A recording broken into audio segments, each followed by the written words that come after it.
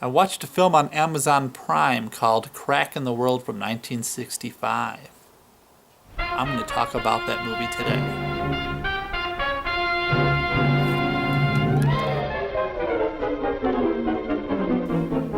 Crack in the World, Dana Andrews, 1965.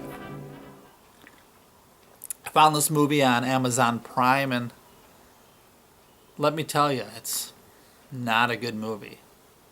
It's pretty much of a snooze fest, and I like old, cheesy, cheaply done movies, but this one, it was tough to make it all the way through the film. And you're talking about a guy who loves films like Plan 9 from Outer Space and Manos, The Hands of Fate, so that says something, I think. It's a movie about a scientist played by Dana Andrews, who's pretty old, and he has cancer, and he's dying, and he has this idea of drilling all the way into the center of the Earth to get the hot magma that makes up the core of the Earth to use as an energy source. And he's almost all the way there, but there's one layer he can't get through. I mean, he's driven like through half the Earth to get to there, which was... I'm not a scientist, but I don't think that could be possible. But anyway, he can't get through it, and he's got this idea of using thermonuclear weapons to get through the last little bit so he can get to the core. Now there's a younger scientist who's trying to stop him because he knows that if he gets through there, it'll cause devastation to the Earth. It'll cause a crack in the Earth.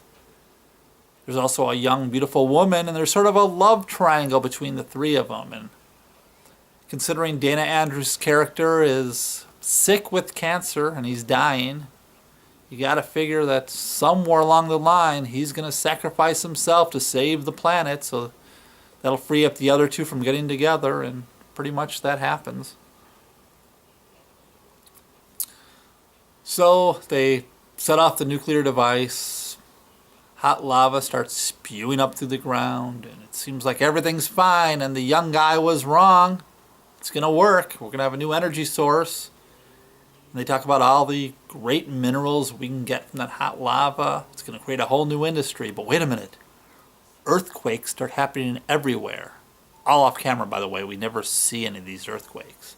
They couldn't even find some stock footage to use for the earthquakes.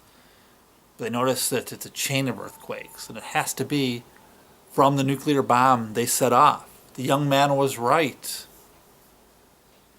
And there's a scene where maybe if they put another nuclear bomb in the center of the Earth, they can stop things.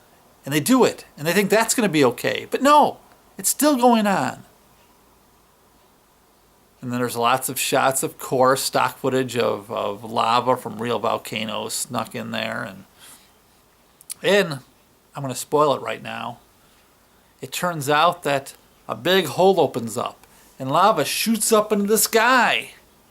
And we end up having a second moon.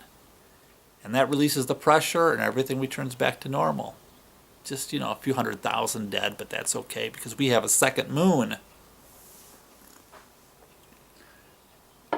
Anyway, Crack on the Earth is available through Amazon Prime. It's not worth your time, really. But, maybe some people could find it enjoyable. I didn't. Anyway, this has been another Jeff Kelley movie review. I'll be back later.